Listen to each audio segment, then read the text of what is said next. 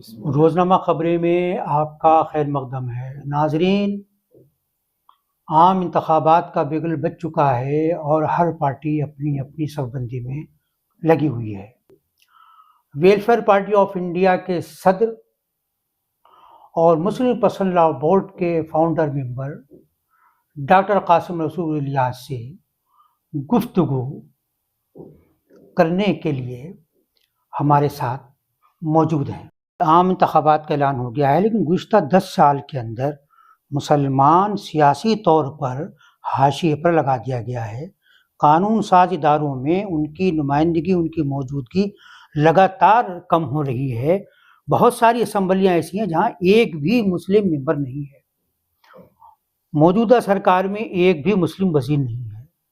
حکمراں پارٹی کا ایک بھی مسلم ممبر لوک سبھا نہیں ہے۔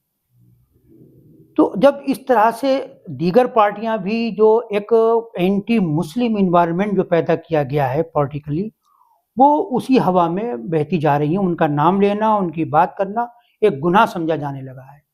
ایسی صورتحال میں کیا 2024 کے چناؤ میں مسلمانوں کے لیے کوئی اسپیس بچا ہے؟ اور اگر اسپیس بچا ہے تو وہ کیا ہے، اور وہ اس صورت میں کر کیا سکتے ہیں؟ دیکھیں، اصل میں مسلمان سیاسی طور پہ بے وزن اور بے وقت ہو گئے ہیں، یہ بات تو فیکٹ ہے، لیکن یہ صرف 10 سال میں ہوئے، یہ بات صحیح نہیں ہے۔ اس سے پہلے بھی جو حکومتیں رہی ہیں، چاہے وہ کانگریس کی حکومت رہی ہو، جنتا پارٹی کی حکومت رہی ہو، جنتا دل کی حکومت رہی ہو، چاہے اس ریاستوں میں الگ الگ پارٹیوں کی حکومت، سیکولر پارٹی کی حکومت رہی ہو، ان پارٹیوں نے بھی مسلمانوں کو ٹیک اٹ فار گرانٹیڈ لیا ہے۔ مسلمانوں کو کبھی بھی ان کی آبادی کے لحاظ سے ان کو سیٹیں نہیں دی گئی۔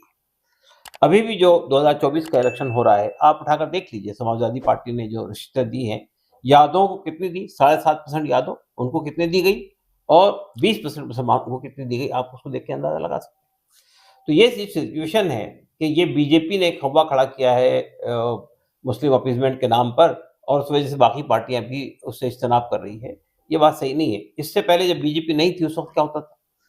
تو میں یہ کہنا چاہتا ہوں آپ سے کہ یہ تمام سیاسی پارٹیاں مسلمانوں کو اپنا ووٹ بینک تصور کرتی ہیں۔ جب سے بی جے پی آ گئی ہے پاور میں، تب سے وہ یہ سمجھتی ہے کہ یہ جو بی جے پی کا خطرہ منڈلا رہا ہے مسلمانوں کے سروں پر، مسلمانوں کے سامنے کوئی آپشن نہیں ہم کو سپورٹ کیے بغیر۔ یہ فیکٹ ہے، یہ فیکٹ ہے۔ یہ فیکٹ بنا دیا گیا ہے۔ فیکٹ یعنی یہ فیکٹ اس معنی میں ہو گیا ہے کہ مسلمانوں کے سامنے آپشن نہیں ہے۔ میں اس کے لیے یعنی ان سیاسی پارٹیوں کو ایک وجہ مانتا ہوں، لیکن میرا ماننا یہ ہے کہ خود مسلمانوں کی لیڈرشپ نے بھی مسلمانوں کا کوئی پولیٹیکل ویژن نہیں پیدا کیا، مسلمانوں کا کوئی پولیٹیکل ایجنڈا ڈیولپ نہیں کیا۔ اس 70 سال کے اندر سماجوادی پارٹی تو اصلاً پارٹی ہے یادوں کی، لیکن وہ 20% مسلمانوں کا ووٹ لے کر سत्ता میں آ جاتی ہے۔ اس کو کوئی بھی یادوں کی پارٹی نہیں کہتا ہے۔ بہوجن سماج پارٹی دلتوں کی پارٹی ہے، لیکن اس کو کوئی دلتوں کی پارٹی نہیں کہتا ہے۔ تو مسلمانوں نے یہ تجربہ کیوں نہیں کیا اس ملک میں؟ مسلمان کیوں نہیں اپنے ایجنڈے کے تحت میں، ہمارا بھی ایک خواب ہے اس ملک کے تعلق سے، ہم بھی اس ملک کے اس کے ڈیولپمنٹ کے بارے میں سوچتے ہیں، یہاں کے عام انسانوں کے بارے میں سوچتے ہیں، یہاں کے بنیادی سوالات کے بارے میں سوچتے ہیں، یہاں کی پالیسی سازی میں ہمارا رول ہونا چاہیے، یہاں کے فیصلوں میں ہمارا رول ہونا چاہیے۔ یہ جو ہے آزادی کے بعد، یعنی ملک جب آزاد ہوا اور تقسیم ہوا، تو مسلمانوں نے پاکستان بننے کا جوا اپنے سر پہ لے لیا ہندوستان، اور انہوں نے کہا جو سیاسی پارٹیاں یہاں موجود ہیں بس ہم ان کا ووٹ بینک رہیں گے۔ جمعیت علماء نے پارٹیشن کے فوراً بعد یہ کہہ دیا تھا کہ ہماری پارٹی اب کانگریس پارٹی ہے، اور کانگریس کے علاوہ کسی اور پارٹی کی ہم کو ضرورت نہیں ہے۔ تو یہ میرا خیال یہ تھا کہ اگر پارٹیشن کے بعد مسلمانوں کی دینی اور ملی جماعتیں بھی یہ سوچتی کہ اس ملک کی سیاست میں ہمارا ایک کارگر رول ہونا چاہیے، تو شاید وہ یہ تجربہ کرتی۔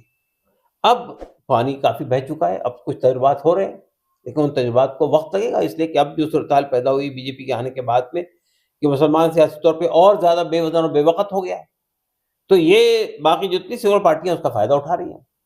تو اب ایسی کوئی پارٹی جو مسلمانوں کے طرف سے اٹھائی گئی ہو، کھڑی کی گئی ہو، اور جو سب کی پارٹی بن کر سامنے آ رہی ہو، اس پارٹی کے لیے اسپیس نہیں بچا ہوا ہے۔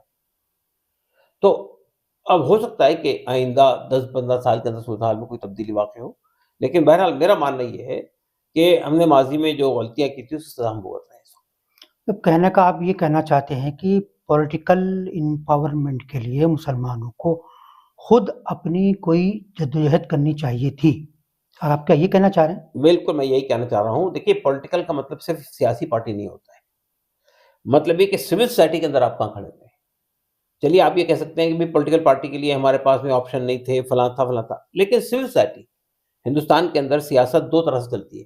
ایک سیاست چلتی ہے پولیٹیکل پارٹی کے ذریعے سے، ایک سیاست چلتی ہے سول سوسائٹی سے. سول سوسائٹی عوام کے جو بنیادی سوالات ہیں اس کو ریز کرتی ہے، اٹھاتی ہے، حکومت پہ دباؤ بناتی ہے، فیصلے کرواتی ہے. پچھلی بار آپ جب دیکھیں گے جب منموہن سنگھ کی سرکار تھی تو اس نے 5 بڑے فیصلے کیے تھے، لیکن فیصلے ضرور اس نے کیے تھے، لیکن وہ فیصلوں کے لیے دباؤ بنایا تھا، ماحول کریٹ کیا تھا سول سوسائٹی میں. سول سوسائٹی کے اندر بڑے بڑے نام آپ کو نظر آئیں گے، لیکن ایک بھی مسلم نام نہیں آئے. تو چلیے آپ کہہ سکتے ہیں کہ بھئی ہم سیاسی پارٹی بنانے کی پوزیشن میں نہیں تھے یا مختلف وجوہات تھی، لیکن سول سوسائٹی میں کیوں نہیں تھے آپ؟ عام انسانی سماج کے مسائل کو لے کے آپ کھڑے کیوں نہیں ہوئے؟ غربت ہے، بے روزگاری ہے، کسانوں کے مسائل ہیں، یہ مسائل آپ کے مسائل کیوں نہیں بنے؟ ہمارے صرف وہی مسائل رہے ہیں کہ بھئی ہماری زبان، ہمارا پسند اللہ، ہمارے مدارس، ہمارے اصلی تعلیمی ادارے. تو اپنے دفاع کے لیے ہی آپ کھڑے ہوئے ہمیشہ. مطلب ڈیمانڈ پالیٹکس رہی ہے بس. ہم مطالباتی سیاست رہی ہے. تو یہ مطالباتی سیاست جب تک آپ باہر نہیں نکلیں گے، اقدامی حیثیت میں نہیں آئیں گے، اس وقت تک کہ آپ ہم یہ کہہ کے دوسروں پر الزام در کے اپنا سر سے اپنا بوجھ نہیں اتار سکتے. آپ کو یہ ماننا پڑے گا کہ یہ غلطی ہم سے بھی ہوئی ہے، دیر آئے درست آئے. اگر آپ غلطی کو آج تسلیم کر لیتے ہیں تو آج امکان ہے کہ آپ آئندہ 10 سال کے بعد، 20 سال کے بعد، 50 سال کے بعد حالات میں کوئی تبدیلی لائے. یہ آپ نے آگے کی بات کر دی. میں یہ جاننا چاہ رہا تھا کہ یہ 2024 کا جو چناؤ ہو رہا ہے اس میں ان کے لیے کیا گنجائش بچی ہے، وہ اس میں کیا کر سکتے ہیں؟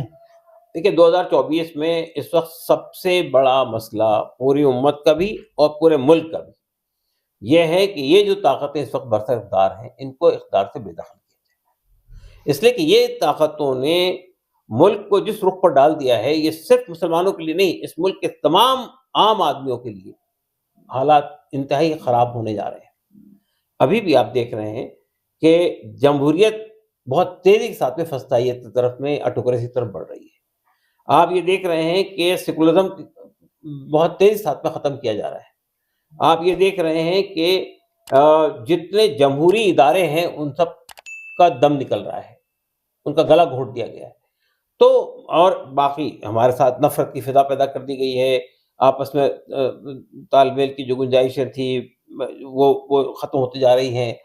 تو یہ جو صورتحال ہے، یہ صورتحال بہت ہی خطرناک رخ اختیار کر چکی ہے. اگر اس کو بچانے کے لیے ہم لوگ سامنے نہیں آتے، اس وقت ہمارے سامنے ایک ماتر راستہ ہے کہ ہمیں ان طاقتوں کو اقتدار سے بے دخل کرنا ہے جنہوں نے ملک کے حالات کو انتہائی نازک موڑ پہ لا کھڑا کیا ہے. اگر ہم نے اس وقت میں اس کو بدلنے کی کوشش نہیں کی تو ہمیں اندیشہ ہے کہ آئندہ آپ جو بات آج ہم کر پا رہے ہیں یہ بھی شاید کرنے کی کوشش نہیں. مطلب آپ پھر وہی بات کہہ رہے ہیں کہ جو بی جے پی کو ہرائے اس کو جتاؤ، یہ نعرہ جو آپ 30 سال سے لگا رہے ہیں. میں یہ اس لیے کہہ رہا ہوں آپ سے کہ آپ کے سامنے انٹرم راستہ کیا ہے اور لانگ ٹرم کیا راستہ ہے. میں نے لانگ ٹرم راستے کی بات پہلے آپ سامنے رکھی اور یہ انٹرم راستہ ہے. یہ انٹرم راستہ 30 سال سے ہے. دیکھیے بی جے پی کو ہرائے اس کو جتاؤ. ہاں، لیکن ابھی بھی آپ لوگ یہی تو کہتے آ رہے ہیں. نہیں، یہ تو اور یہاں تک پہنچا دیا اس کو. دیکھیے ہم نے پہنچایا یہ کہنا صحیح نہیں ہے، لیکن یہاں تک ہم پہنچ گئے ہیں حالات کے نتیجے میں یا جیسے بھی. لیکن پہلا کام یہی ہے. وہ پالیسی غلط تھی صحیح تھی یہ بتائیے. میں جو بات کہنے جا رہا ہوں پارٹیشن کے بعد سے لے کر ارے آپ بہت دور چلے گئے. 1970 تک مسلمانوں کو اس ملک میں تجربہ کرنا چاہیے تھا، وہ نہیں کیا.